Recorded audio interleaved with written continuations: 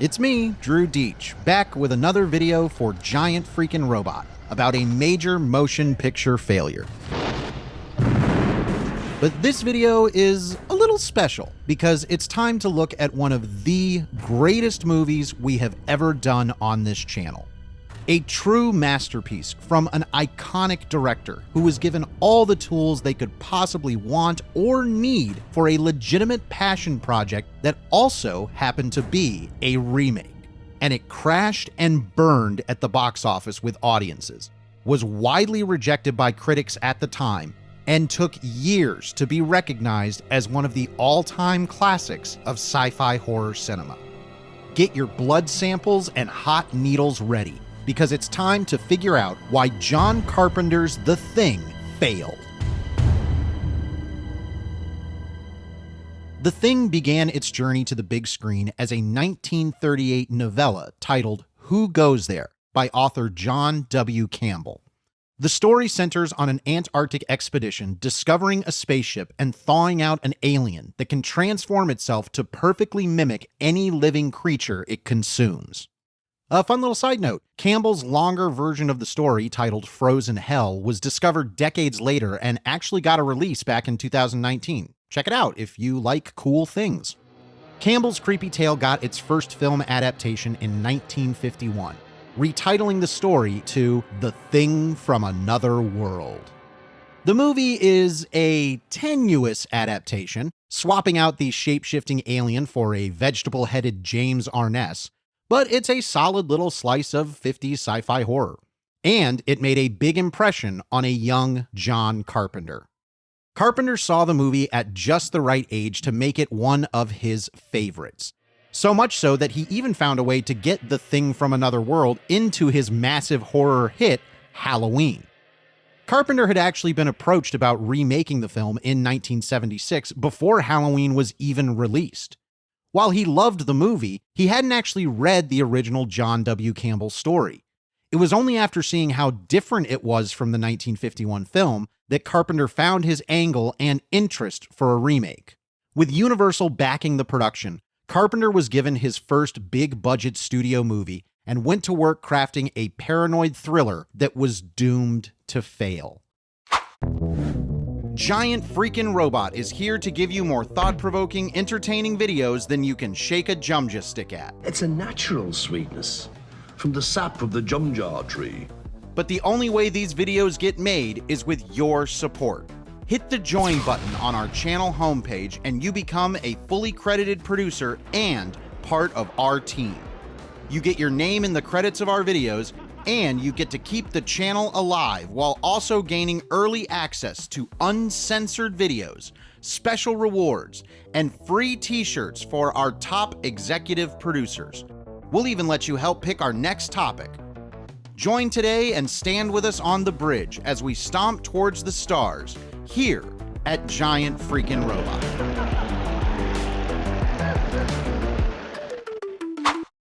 I know, today it's hard to imagine a world where people don't recognize John Carpenter's The Thing as a cornerstone of genre cinema. However, the world was a very different place in 1982. And one big factor we have to acknowledge when talking about why The Thing failed is... Can you say E.T.? E.T. E.T. A lot of discussion about The Thing includes highlighting E.T. the Extraterrestrial for a few reasons. One is that both films were being produced by Universal, who thought E.T. would primarily be embraced by a young audience, while they banked on The Thing enticing adults. Then, E.T. went on to become a pop culture phenomenon that captured the imaginations of both kids and grown-ups on an epic scale. Because of this, many folks will say that audiences weren't open to seeing a dark, nasty, ambiguous alien movie after E.T. became so popular. I don't know how much direct stock I take in this perspective, because regardless of E.T., I don't think mainstream theatrical audiences were ever going to fall in love at first sight with The Thing. It's a deliberately unpleasant, chilly, in more ways than one, and disgusting movie filled with things that will make grandma toss her cookies every 25 minutes. Many thanks to effects designer Rob Bottin for hopefully making at least one grandma puke during this movie. Even if E.T. hadn't released and become the biggest movie event of the decade at the time, The Thing was not a movie folks were jumping at the chance to see. And both Universal and John Carpenter were aware of this. Test screening results had the marketing department switch up taglines and posters in the hopes it would get people more interested in the alien aspect of the story. Carpenter even wanted to try and change the name of the movie to Who Goes There, since there was some belief that The Thing was too simple a title that didn't entice people strongly enough. One ominous story involved producer David Foster going to a public screening of E.T. that had the trailer for The Thing in front of it. When the audience had zero reaction to the trailer whatsoever, Foster's reported response was, "We're dead." He was not wrong. Opening on June 25th, 1982, John Carpenter would see his biggest film failure to date as The Thing hit the box office at the number 8 spot. You gotta be f***ing kidding. Releasing the same weekend as another sci-fi masterpiece flop that I covered in a video you should watch, The Thing would see itself beaten by not only a shriveled prune of an alien and Harrison Ford's clunky voiceover. Replicants weren't supposed to have feelings. But it also lost to the crew of the Starship Enterprise, Clint Eastwood flying a superplane, Mr. T giving Sylvester Stallone brain trauma, and 2 precocious little girls who were either getting sucked into TVs or couldn't stop singing about tomorrow. You're only a dad. Here's where I think we can zero in on a big reason why The Thing failed in such a spectacular fashion. It wasn't just E.T. The movie marketplace was saturated with options that scratched certain itches The Thing was trying to create. Between E.T., Blade Runner, and Star Trek II: The Wrath of Khan, a lot of science fiction fans had a big palette to choose from at the theater, and The Thing didn't seem enticing enough. And Poltergeist certainly pulled away crowds looking for a horror movie. So The Thing's big genre attractions were diluted by other movies available to audiences at the time. It certainly didn't help that movie critics absolutely eviscerated The Thing upon release. Reviews called it cold, gross, and boring.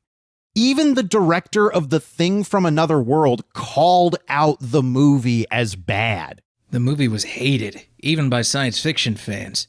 They thought that I had betrayed some kind of trust and the piling on was insane. Even the original movie's director Christian Nyby was dissing me. So if you ever need a good laugh and a reminder that time is the only true judge of art, go read reviews for The Thing. But there is another aspect to why The Thing failed that I don't think gets enough discussion. The cast and the fact that there was not any recognizable star power helping the movie out. The actors in The Thing do stellar work, so don't take this as a criticism about their performances.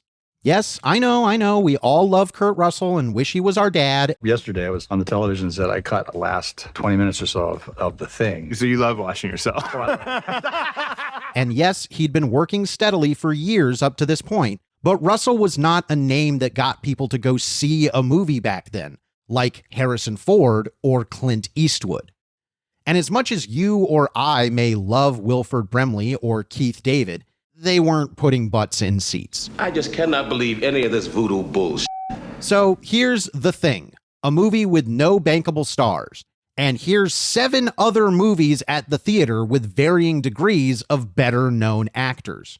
Audiences like to feel they are making a safe bet when they pick a movie, and seeing an actor you know and like makes that feel like a safer bet. And then there's the fact that The Thing is a story that only features men. Now, I'm not making some all-encompassing statement about every woman who existed in 1982. Undoubtedly, there were women who saw The Thing in the theater and loved it.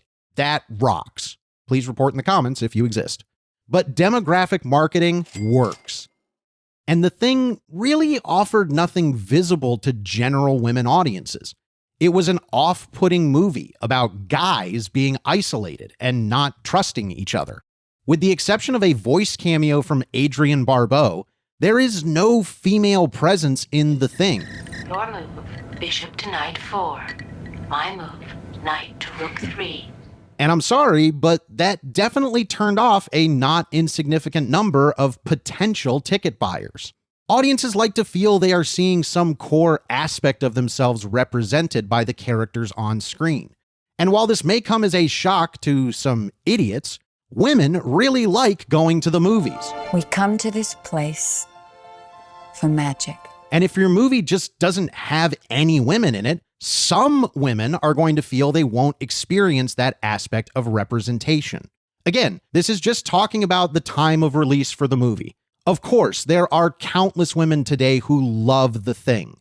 But back in 1982, there is no question the lack of women in the story contributed to the movie being unable to find a larger audience. There's a reason they made Mary Elizabeth Winstead the lead in the 2011 prequel, and that's the only time I'm ever mentioning that flick. So between being a purposeful bad time of a story, the movie landscape being inhospitable, and the cast alienating potential moviegoers, The Thing was a conglomeration of issues that also boils down to the old saying, wrong place, wrong time. And that sucks, because John Carpenter took that loss personally. I weep for a universe I'll never know, where The Thing is a success, and we get decades of a passionate John Carpenter burning studio money with even bigger productions. Ugh, take me to that world. But in this plane of existence, things are much better for The Thing today, as it's hard to find someone who doesn't recognize how great Carpenter's movie is at achieving its unnerving goals. The Thing is now heralded as a must-see film in the sci-fi and horror communities. Its effects work alone is unmatched, but time has allowed more people to click with its brooding mood and shifty characters. The Thing just goes to show that even the greatest movies ever made can fall flat on their face when they first reveal themselves to the world. Want more on why major movies failed? Heck, want to help choose those videos?